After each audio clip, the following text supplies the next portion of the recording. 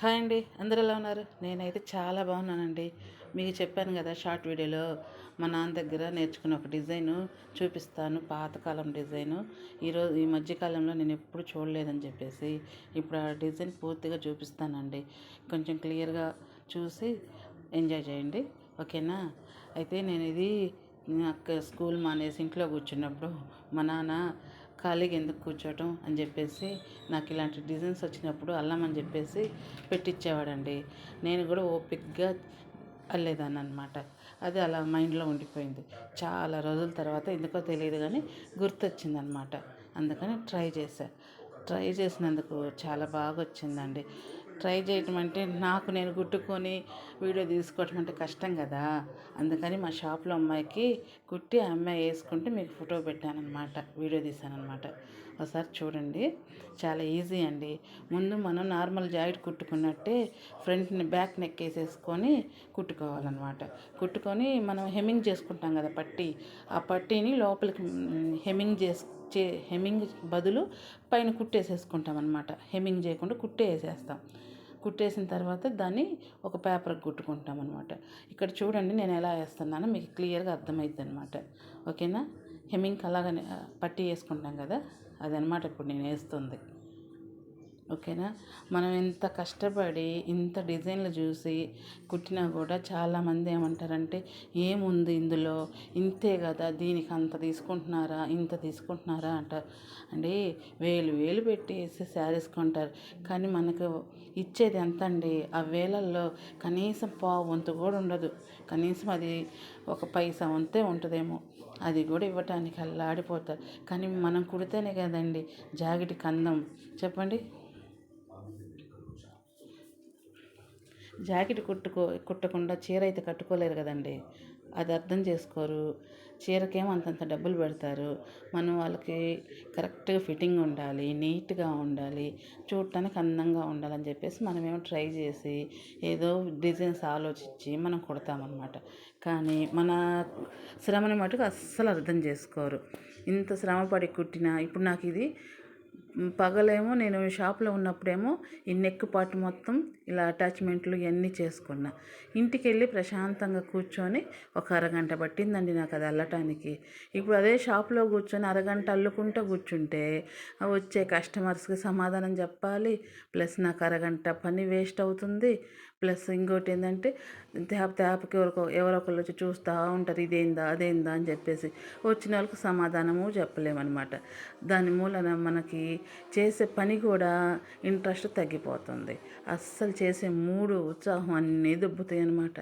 అందుకని చెప్పేసి ఇలాంటి వర్క్స్ ఏమైనా ఉన్నప్పుడు నేను ప్రశాంతంగా ఇంటికి వెళ్ళి చేసుకుంటా, అంతే. నైట్ చేసుకుంటానండి. పగలట్ట మనకు కుదరదు కదా, షాప్లోనే ఉంటాం కదా, అప్పుడు నైట్ చేసుకుంటానన్నమాట. అదేవిధంగా ఇది కూడా అలానే చేశానండి నైట్. ఇప్పుడు నేను ఇక్కడ బద్ద ఒకటి వేస్తున్నాను కదండి, అది రివర్స్ చేస్తానన్నమాట. రివర్స్ చేసి ఐరన్ కొట్టుకుంటా. ఐరన్ కొట్టుకొని అప్పుడు నెక్స్ట్ డిజైన్లోకి పోదాం, ఓకేనా? ఇప్పుడు నేను మాట్లాడేది ఏంటంటే మనం ఇంత కష్టపడ్డప్పుడు మన కష్టానికి తగ్గ ఫలితం ఉంటే బాగుంటుంది అంటానండి. ఇప్పుడు ఎవరైనా ఎవరి కష్టానికి తగ్గట్టు వాళ్ళు ఫిక్స్ చేసుకుంటారు రేటు, కానీ మన కష్టానికి తగ్గట్టు మనం ఫిక్స్ చేసుకోవడానికి కుదరదు. మనం ఇప్పుడు ఒక రేట్ అని చెప్తామా, మన దగ్గరికి వచ్చి కస్టమర్లు అంత కాదులేండి, ఇంత తీసుకోండి, ఇదో నా కాడ ఉందండి, అదే అండి అని చెప్పేసి అలా చెప్తారు. అదే ఇంకోసారి ఇంకేదైనా మనం కొనుక్కున్న, సపోజ్ మనం టిఫిన్ చేసేసి నేను అంత ఇయ్యలేనండి, ఇది ఇంత ఇస్తానంటే ఊరుకోరు కదండి, చెప్పండి. అదే దానికి ఒక రూల్ మనకు ఒక రూలా? కొద్దిగా ఆలోచించండి. మేము కొంతమంది అంటారు మా దగ్గరికి వచ్చి, మీది పెట్టుబడి లేని వ్యాపారము, పెట్టుబడి లేని వ్యవహారము అంటారండి. అవునండి, పెట్టుబడి లేదు, ఖచ్చితంగా పెట్టుబడి లేదండి. కానీ నేనంట పెట్టుబడి ఉందండి. అదేదో తెలుసా? మా శ్రమ అండి పెట్టుబడి. మేము శ్రమ పడతామండి. ఉదయం 10 నుంచి సాయంత్రం దాదాపు పని ఉంటే మటుకు 8 కాదండి, 11, 12 కూడా అయిద్దండి పని ఉంటే. ఆ టైం దాకా ఒక స్టూల్ మీద కూర్చొని మా నడుములు నొప్పులు పుట్టేలా మేము సాకిరీ చేస్తామండి. కానీ ఇందులో పెట్టుబడి ఎక్కడుందంటే శ్రమ అండి. మా నడుములు పోతాయి. వయసు తక్కువైనా సరే మాకు నడుము నొప్పులు వస్తాయి, మోకాలు నొప్పులు వస్తాయి, సరిగ్గా కూర్చోలేము. కళ్ళు దెబ్బతింటాయి, చూపు పోయిద్ది, చిన్న వయసులోనే కళ్ళజోళ్ళు వస్తాయి. ఇంత శ్రమ. ఓ రకంగా చెప్పాలంటే మీకు ఒక సినిమా గుర్తుందండి, ఒరే రుక్షోడా అనే సినిమా ఒకటి ఉంది కదా, ఆర్ నారాయణమూర్తి గారు సినిమా తీశారు. ఆ సినిమాలో నా రక్తంతో నడుపుతాను రిక్షా అని చెప్పేసి ఒక సాంగ్ ఉంది కదా. నేను చెప్తాను, ఆ సాంగ్ మాకు కరెక్ట్గా సూట్ అయిద్దని చెప్పేసి నేను చెప్తానండి. మరి నేను చెప్పింది రాంగో రైటో మీరే చెప్పాలి, సరేనా? ఏం లేదండి, మీకు ఓన్లీ బ్లౌజ్ చూపిస్తూ సైలెంట్గా ఉండటం నాకు అస్సలు వల్ల కాదండి. అందుకని చెప్పేసి నా బాధని మీకు వ్యక్తపరుస్తున్నాను అనమాట. అంతే కదండి.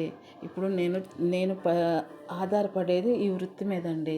నేను నా శ్రమ అంతా ఈ దీంట్లోనే ఉంది, నా శ్రమ అంతా ఇక్కడే ఉందండి, ఈ పనిలోనే ఉందండి. నేను రెండో పనికి పోలేను, రెండో పని చేత కాదు, నాకు చదువు లేదు, నాకుంది ఈ పని ఒక్కటేనండి. దీన్ని నేను ఎంతో శ్రద్ధగా చేస్తా.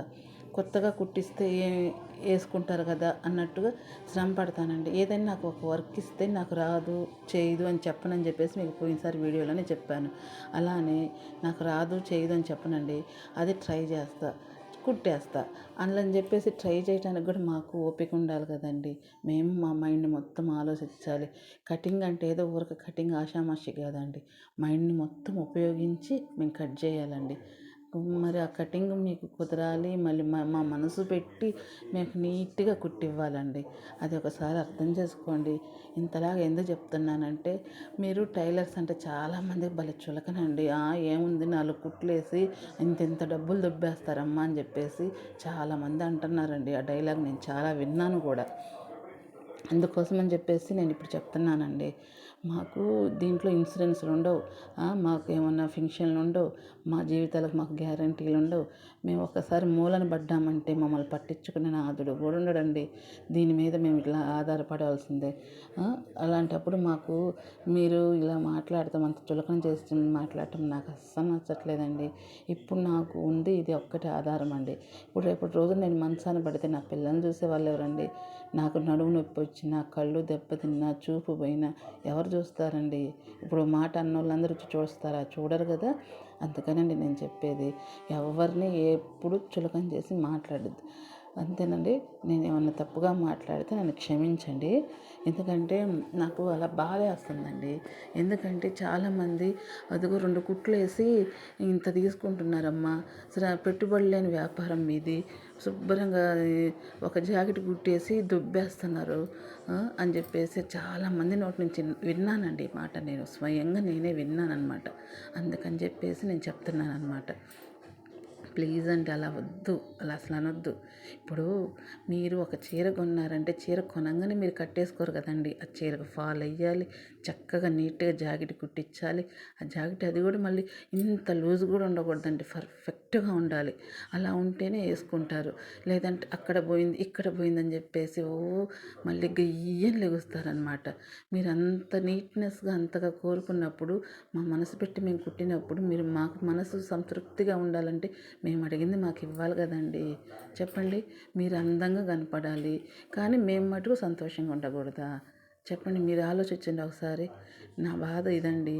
ఏమనుకోవద్దు, ఏందా ఈ అమ్మ సోది చెప్తుంది అని నేనేదో డిజైన్ పెట్టేసి సోది చెప్తున్నాను అని మటుకు అస్సలు అనుకోవద్దండి. ఇది మా టైలర్స్ అందరికి ఉండే బాధ. కాకపోతే నాకు ఛాన్స్ దొరికిందని చెప్పేసి నేను చెప్తున్నా, అంతేగాని నాకు తెలిసినంతవరకు అందరు టైలర్స్ మనసులో మటుకు ఇది ఖచ్చితంగా ఉంటుందండి. వాస్తవంగా చెప్తే మా రక్తంతోనే మేము చేస్తున్నామండి పని, అంతే. పెట్టుబడి లేని వ్యాపారం అని అస్సలు ఎవ్వరు అనొద్దు. ఇది మా శ్రమను పెట్టుబడి, మా కష్టాన్ని పెట్టుబడి, మా ఆరోగ్యాన్ని పెట్టుబడి. ఒక్కసారి అర్థం చేసుకోండి. మా కళ్ళు దెబ్బతింటాయి, మా నడుము నొప్పులు, పగలంతా మిషన్ కుట్టి సాయంత్రం ఇంటికి వెళ్తే మేము సక్రంగా నిద్ర కూడా పోలేమండి. మా నడుము నొప్పులు వస్తాయన్నమాట. మళ్ళీ తెల్లారి లెయ్యాలి కాబట్టి నైట్ అయితే జెండు బామ్ రుద్దేసుకొని లేచి మళ్ళీ మిషన్ ఎక్కుతామన్నమాట. అదండి మా పరిస్థితి. కొద్దిగా ఆలోచించి ఈ చులకనిగా మాట్లాడే మాటలు తగ్గించండి జనాలకి. నేను చెప్తున్నా, అంటే మిమ్మల్ని అని నేను అనట్లేదు, అనే వాళ్ళకి చెప్తున్నాను అనమాట. నేను ఈ చెప్పే మాటలు అనే వాళ్ళకే తగులుతాయండి, అనని వాళ్ళకైతే తగలవు. నా మనసులో ఉన్న బాధని వ్యక్తం చేశాను, అంతేగాని నేను ఎవరిని కించపరచట్లేదు, ఎవరిని తప్పు పట్టట్లేదు, అనే వాళ్ళని మాత్రమే తప్పు పడుతున్నానండి. ఒక టైలర్ మనసుని అర్థం చేసుకోండి. పడే కష్టాన్ని అర్థం చేసుకోండి. మనసును కూడా కాదండి, పడే కష్టాన్ని అర్థం చేసుకోండి. ఓకేనా? ఉదయాన్నే లేచి ఇంట్లో పనంతా చేసుకొని పిల్లల్ని సర్ది పెట్టుకొని మొగుడిని సర్ది పెట్టుకొని మళ్ళీ షాప్కి వచ్చే వాళ్ళకు 100 మందికి సమాధానం చెప్పాలండి. 100 మందికి సమాధానం చెప్పి మళ్ళీ సాయంత్రం ఇంటికి చేరి ఒక ముద్ద తిని పడుకుంటే నడుము నొప్పులు, మనసు కుతార్థంగానే ఉండదు. మళ్ళీ ఆ అమ్మ వచ్చి ఇట్ట పోయింది లూజ్ ఉంది, ఈ అమ్మ వచ్చి సంకలో లూజ్ ఉంది అంటది. అందరికీ సమాధానం చెప్పాలి. కొద్దిగా ఆలోచించండి. మేము కూడా మనుషులమే కదండి, మాకు మనసులు ఉంటాయి, మాకు ఆరోగ్యాలు ఉంటాయి, మేము అన్నీ చూసుకోవాలి కదండి. కొద్దిగా నేను చెప్పింది ఒకసారి అర్థం చేసుకుంటారు అనుకుంటున్నానండి. ఇంత సోది చెప్పాను కదా అని చెప్పేసి అస్సలు అనుకోవద్దండి, సోది కాదండి, ఒక టైలర్ పడే బాధను చెప్తున్నానండి. నేను 20 సంవత్సరాలుగా కుడుతున్నానండి, టైలరింగ్ జాబ్ పని చేస్తున్నానండి. ఈ 20 సంవత్సరాల నుంచి నాకు ఎదురైన అనుభవాల గురించి నీకు చెప్పానండి.